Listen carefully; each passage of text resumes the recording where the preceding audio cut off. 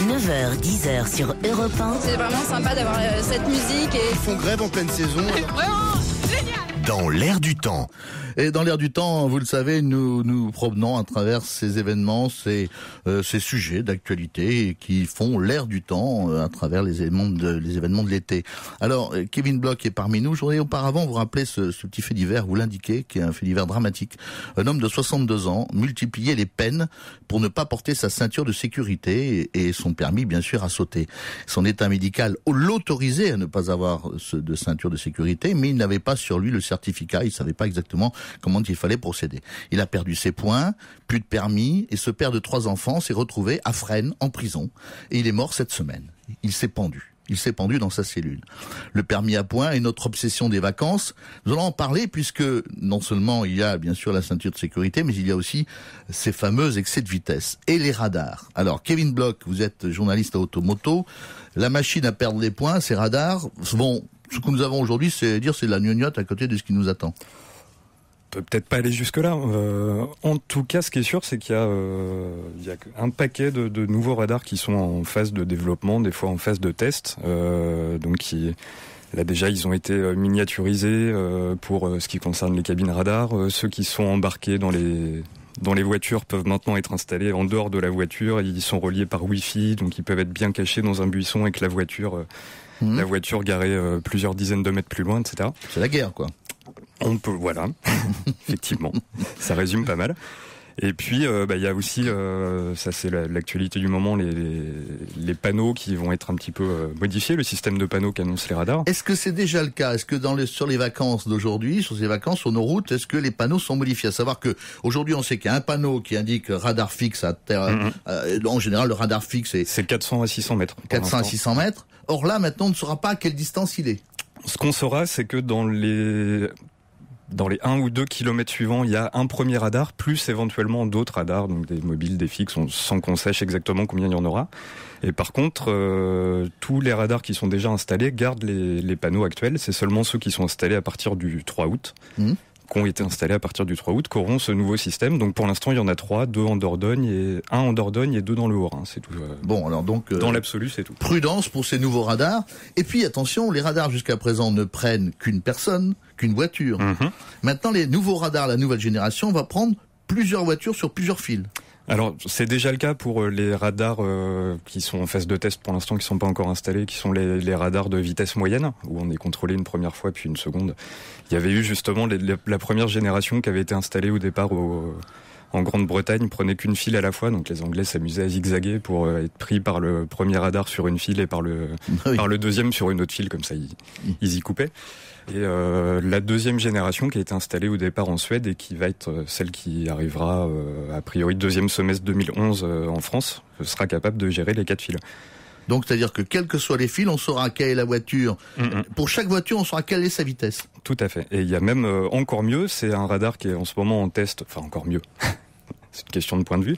Un radar qui est pour l'instant en test à Genève, mais la Suisse a d'ores et déjà commandé 149 autres radars qui vont être installés un petit peu partout en Suisse, qui lui peut contrôler non seulement 4 fils, mais en plus calculer les trajectoires et les vitesses de 22 voitures en même temps, relever une dizaine d'infractions, donc ça peut être des feux rouges, des voies de bus, les excès de vitesse, les dépassements par la droite, les lignes blanches, etc. Et ça risque de faire effectivement un petit peu mal. Bon, avec ça, si on garde le permis, on aura dans un instant Maître Sanson au téléphone avec nous.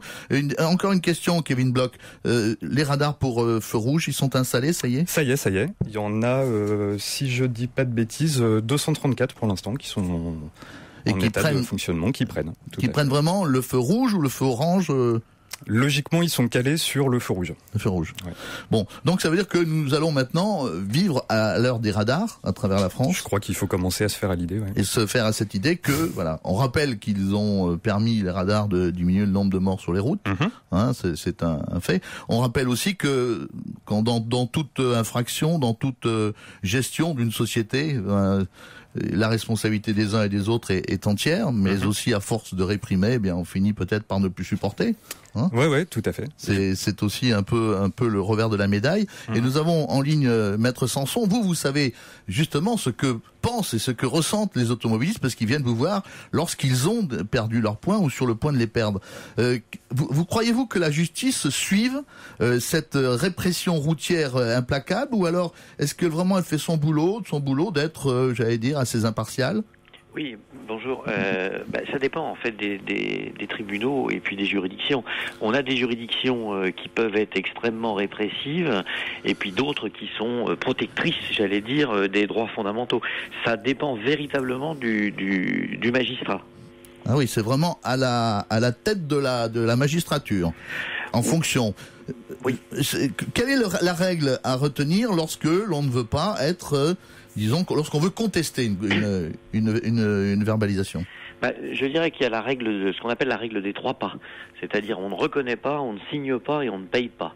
Ça, c'est vraiment le principe de base, parce que si vous reconnaissez ou vous payez, la contestation ultérieure est extrêmement difficile. Alors que si vous ne payez pas, eh bien, il sera assez simple, je dirais, de récupérer les points. Mais vous savez que dans ce cas-là, vous allez directement devant un juge. Ah non, absolument pas. C'est-à-dire que dans un premier temps, le fait de ne pas payer et de ne pas reconnaître empêche déjà à la base le retrait de points, puisque une amende forfaitaire impayée ne peut pas, dans la loi, provoquer de perte de points. Alors ensuite, effectivement, il faudra probablement faire une procédure juridictionnelle devant soit le juge de police, soit le tribunal administratif. Et ça coûte cher. Oui, ça coûte cher, mais il faut savoir ce qu'on veut. C'est-à-dire que quand on n'a plus de permis, plus de points, eh bien, ça coûte infiniment plus cher, en conséquence financière, j'allais dire, que le coût de la contestation. Est-ce qu'il est obligatoire de dénoncer la personne qui conduit votre voiture? Non, ça n'a jamais été obligatoire. Quelqu'un qui n'est pas au volant ou qui refuse de donner le nom d'un conducteur n'encourt aucune sanction. Et il peut refuser donc de dénoncer. Absolument. Et là, les choses sont très claires. Il n'y a aucune sanction lorsqu'on refuse de dénoncer. C'est exactement le contraire. Généralement, les forces de police indiquent le contraire aux intéressés, mais c'est un mensonge. Oui.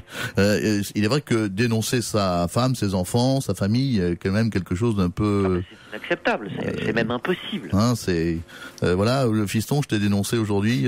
T'avais pris ma voiture. Enfin, c'est assez. Imaginez l'ambiance dans les repas de famille, il y en a un qui a plus de points parce que l'autre l'a dénoncé. Non, ça c'est impossible, ça. Ouais. Dans tout ce qui se passe aujourd'hui, on s'aperçoit qu'il y a de plus en plus de juridictions de proximité. C'est-à-dire qu'on ne va pas devant un tribunal, on va devant des gens qui sont des civils, qui ont été choisis. Comment sont choisis ces juristes de proximité? En fait, le tribunal de police a été dessaisi du contentieux de la circulation routière, effectivement, au profit des juridictions de proximité, ce qui pose pas toujours, mais très souvent, le problème de la compétence de ces juges qui ne sont pas des juges professionnels ni des magistrats. Mais qui sont-ils? Ce sont des gens pris au hasard? Non, pas au hasard, mais ce sont souvent des anciens préfets, des anciens gendarmes, ça peut être des anciens avocats, et ça pose un problème grave de compétence parce mais il y a aussi une volonté politique, parce qu'une justice incompétente, c'est une justice servile. Ah, bon, vous pensez que là c'est un moyen d'en prendre encore plus derrière la tête alors? Évidemment, puisque le tribunal va être beaucoup plus, j'allais dire, aux ordres du parquet et ne prendra pas d'initiative juridique ou des choses comme ça. Il est vrai qu'il est plus difficile de se défendre devant une juridiction de proximité que devant un tribunal correctionnel, par exemple. Parce que devant un tribunal correctionnel, on a affaire à des magistrats. Vous êtes avocat spécialisé en matière d'infraction routière, hein. Vous avez vraiment le sentiment que maintenant vous êtes, j'allais dire, débordé. De plus en plus de gens viennent contester? De toute façon, on a effectivement, avec la chasse aux sorcières actuelle, une explosion des personnes qui ont des problèmes de permis. Et qui dit permis dit souvent droit au travail. Et il y a effectivement beaucoup de choses à faire pour récupérer les points et le permis. Kevin Bloch, on va maintenant mettre des radars aussi, et là c'est une belle chose, sur les passages à niveau. Oui, tout à fait. Ouais. Il y en a même déjà qui sont installés. Il y en a 39 pour l'instant qui sont en test. Ouais. On dit que les radars doivent avoir un certain angle, que ne peut pas les placer n'importe où, etc. Ça, c'est jouable? C'est très très épineux, c'est pas encore tranché, mais globalement on a un petit peu fait le tour sur tout ce qui est les notices d'utilisation ou les documents d'homologation pour essayer de trouver le petit truc qui n'a pas été respecté. On continue à de temps en temps pouvoir dénicher quelque chose qui est un peu approximatif. Maître Sanson, vous jouez là-dessus, vous, pour essayer de faire annuler un régulièrement, hein, on contrôle toujours les conditions d'implantation du cinémomètre et il est très fréquent que l'on trouve quelque chose qui puisse nous permettre d'obtenir la relaxe. Voilà, on souhaitait évoquer ce sujet qui est un sujet totalement dans l'air du temps de nos vacances, hein, bien sûr, à la suite du fait divers dramatique, puisque on voit là le monsieur qui s'est suicidé en prison parce que il ne portait pas sa ceinture alors qu'il était médicalement apte à ne pas la porter. On voit les dérives aussi, hein, d'un système qui est de plus en plus répressif et que peut-être faudrait-il aussi avoir un peu la pédale douce sur ce sujet, mais enfin je ne me permettrai pas de juger. Je veux simplement remercier Kevin Bloch, donc du jardin de magazine Automoto, et Maître Sanson, donc avocat spécialisé en infraction routière. Prendre toutes les vacances auxquelles il a droit, c'est tout simplement... Au programme de cette école ouverte, 3 jours de camping, des travaux manuels et des sorties au musée. 9h, 10h sur Europe 1. C'est l'un des faits divers les plus mystérieux de ces 10 dernières années. Dans l'air du temps. Laurent Cabral.